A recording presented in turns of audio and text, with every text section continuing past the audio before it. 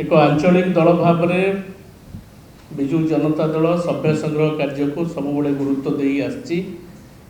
मर्म आम चलित वर्ष आसंता काली ठारू पुण्यात्मा उत्कलमणि गोपबंधु दास को जयंती दिवस यही पवित्र दिन ठारू आमर सभ्य संग्रह अभियान कार्यक्रम को शुभारंभ करूँ। आसंता काली दिन 11टा समय आम दलर सभापति श्रीयुक्त नवीन पट्टनायक महोदय ये कार्यक्रम शुभारंभ करेंगे शंख भवन रे एवं एक कार्यक्रम रही बहु नेतृवृंद एवं आमर कर्मी भाई माने समस्ते एटी उपस्थित हेबे एवं एथि सहित समग्र राज्य रे सबु जिल्लार सदर महकुमा निर्वाचन मंडली गुड़िक ये कार्यक्रम सभ्य संग्रह अभियान कार्यक्रम साइमल्टेनियसली आरंभ करा एवं ऑनलाइन जोगे समस्ते जोड़ी हेबे एवं सेठारे मध्य जिला स्तर रे आम जिलार नेतृवृंद विधायक माने सांसद दल जिला सभापति छात्र युव नेता माने महिला नेतृवृंद एवं जो माने सब प्रतिनिधि अछंती से माने समस्त सेठी उपस्थित रहिबे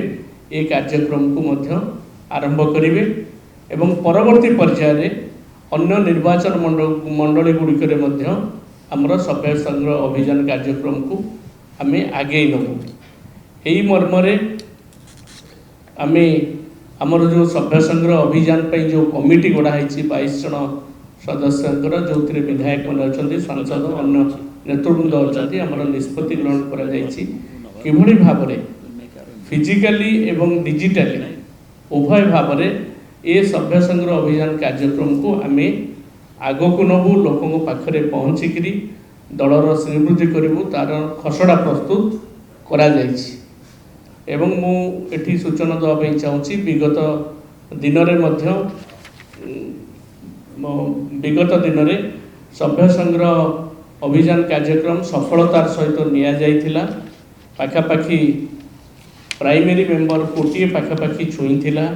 एवं एक्टिव मेंबर मध्य पाखापाखि 3,40,50,000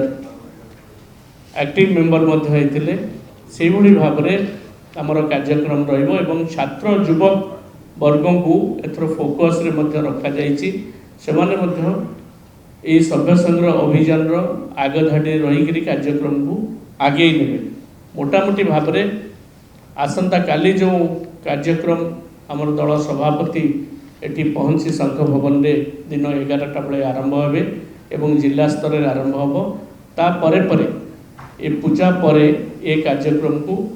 बोथ डिजिटली एवं फिजिकली कार्यक्रम को आमे आगे नबो। धन्यवाद।